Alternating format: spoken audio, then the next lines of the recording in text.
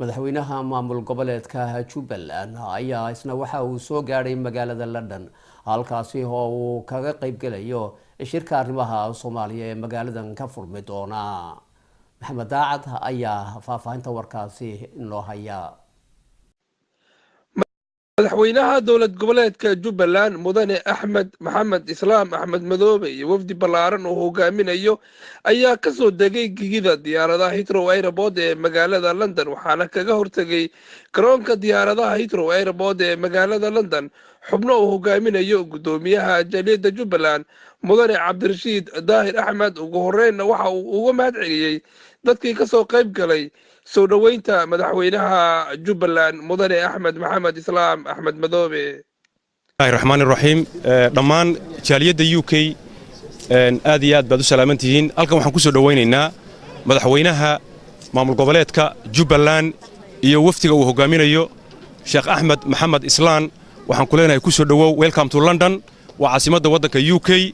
dadku aad bay ku jecel yihiin aad baa lagu sugayay ku soo dhawow jaalada madaxweyne.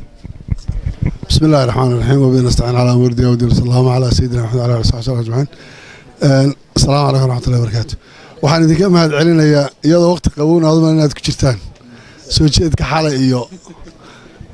sida fiican noo soo dhaweyseen insha Allah waana kulmi doonaa hadii Ilaahay yiraahdo kulli shirka aad maqlaysay ma nu soconaa laakiin waxaan rajaynayaa bal inaan jaaliyadda si fiican ula kulmi doono oo aan si fiican u wada arki doono waliba qof kasta iyo qoys kasta iyo cid kasta oo Jubbaland degan sababtoo Soomaali baan ka hadlaynaa kaba hadlayno hadda state meel gooni ah iyo reer hebel baa degan iyo midna ma aha waxaan rajaynayaa inaan shirkan uu noqon doono mid ka duwanaan doono kuwii hore Soomaalida dibadaha loogu qaban jiray anaga Soomaalida inaan ka fakarayno inaan wax malmuus oo la taaban karo shirkan kala tagno qolyaha shirka qaban international community oo UK ugu horeysan aan rabno inaan kala hadalno warqaanaha nasaarine waxa qabadaba noo sheega ka qaado u qaad yana nagu noqonin waxa noo ballan qaadaan la nasiiya Soomaaliya maanta wax qabad bay u baahan tahay waxaan isleeyahay Soomaaliya maanta waxay gaadhay wadamada rajada laga leeyahay dhowr iyo 20 sano wadan dagaal sokay ka jira ma jiro laakiin Soomaaliya still waxaad moodaa international inayna garanin Soomaaliya inay xalkeeda la gaaray waqtigiisii Soomaalida in badan u taala uma taalo dadka kale mas'uuliyiinta Soomaalidana ceeb waxa ku ah in warba meel looga yeero oo tagaan ka soo noqdaan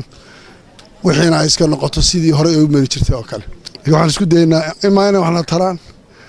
waa imaan safarada banaanka la naga daay aad baad mahadsantiin. madaxweynaha Jubbaland ayaa lagu wadaa inuu ka qayb galo shirka ka furmaya magaalada London maalinimada Khamiista ee looga hadlayo arrimo ku aadan dalka Soomaaliya. Maxamed Daacad Somali Cable TV Heathrow London.